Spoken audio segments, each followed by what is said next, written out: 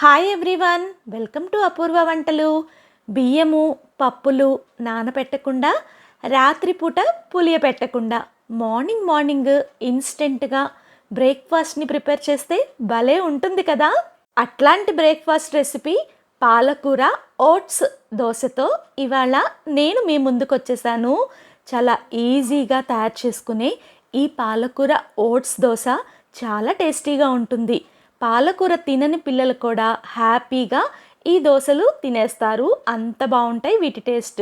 అందరికీ ఎంతో ఆరోగ్యాన్ని అందించే ఈ పాలకూర ఓట్స్ దోశల్ని ఇంకా లేట్ చేయకుండా ఎలా ప్రిపేర్ చేయాలో చూసేసేద్దాం రండి. దీనికోసమైతే 2 మీడియం సైజు పాలకూర కట్టలు తీసుకొని చక్కగా ఆకుల వరకు శుభ్రంగా ఒలిచి పక్కన పెట్టేసుకోండి. ఆ గిన్నెలోకి ఫస్ట్ నీళ్ళని వేసేసి దానిలో 1 టేబుల్ స్పూన్ వరకు సాల్ట్ని వేసుకొని ఒకసారి అంతా కూడా ఇలా కలిసేలా మిక్స్ చేసుకొని పక్కన పెట్టుకోండి. ఇప్పుడు ఒక మిక్సీ జార్లోకి ఒక 2 కప్పుల వరకు ఓట్స్ని వేసుకోండి. ఓట్స్ అనేవి హెల్త్కి చాలా మంచిదండి, అరుగుదలని చాలా బాగా ఇంప్రూవ్ చేస్తాయి. ఇలా ఓట్స్ని వేసుకొని వీటిని చక్కగా ఫైన్గా పౌడర్ లాగా మిక్సీ పట్టుకోండి. చూడండి, కన్సిస్టెన్సీ ఇలాగా ఉండాలి. ఇలా పౌడర్ లాగా చేసుకోవటం వల్ల దోశ బ్యాటర్ అనేది స్మూత్గా ఉంటుంది.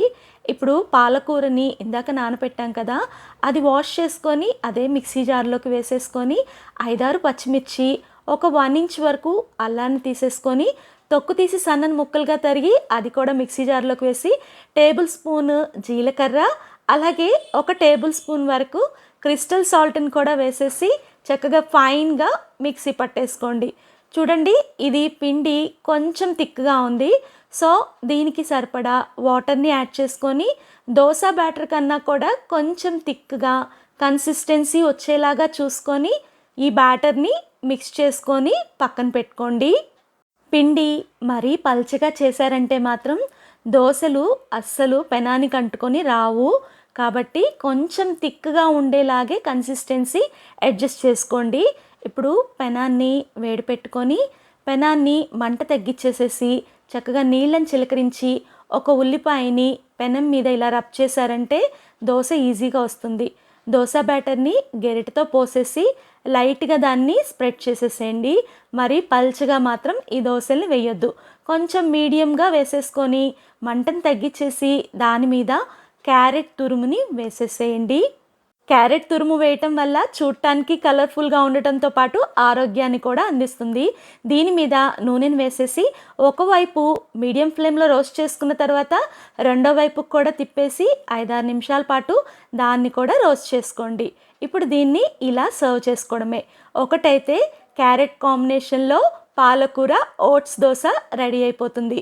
ఇదైతే పిల్లల నుంచి పెద్దల వరకు అందరికీ భలేగా నచ్చేస్తుంది. ఇంకొక రకం దోశ కోసం మళ్ళీ ఇంకొక గెరిటెడు పిండి పెనం మీద వేసేసి చక్కగా స్ప్రెడ్ చేసేసేయండి. అయితే మంటని మీడియం ఫ్లేమ్లో పెట్టుకొని దీని మీద నూనెని వేసుకొని ఒకవైపు మాత్రమే ఒక 5 నిమిషాలు రోస్ట్ చేసుకున్న తర్వాత పైనుంచి పనీర్ తురుముని వేసేసేయండి. తర్వాత దీన్ని ఇలాగే ఫోల్డ్ చేసి సర్వ్ చేయండి. పాలకూర ఓట్స్తో తయారు చేసిన ఈ 2 రకాల దోశల్ని మీరు కూడా ట్రై చేసి మీకు ఎలా వచ్చినాయో కామెంట్ చేయండి. ఫస్ట్ టైం మన వీడియోస్ చూస్తుంటే ఇలాంటి వంటకాల కోసం మన ఛానల్ని సబ్స్క్రైబ్ చేసుకొని బెల్ ఐకాన్ ఆల్ అని ప్రెస్ చేస్తే నేను పెట్టే ప్రతి నోటిఫికేషన్ మీకు వస్తుంది. వీడియో నచ్చిందా? నచ్చితే లైక్ చేసి మీ ఫ్రెండ్స్కి రిలేటివ్స్కి షేర్ చేయండి.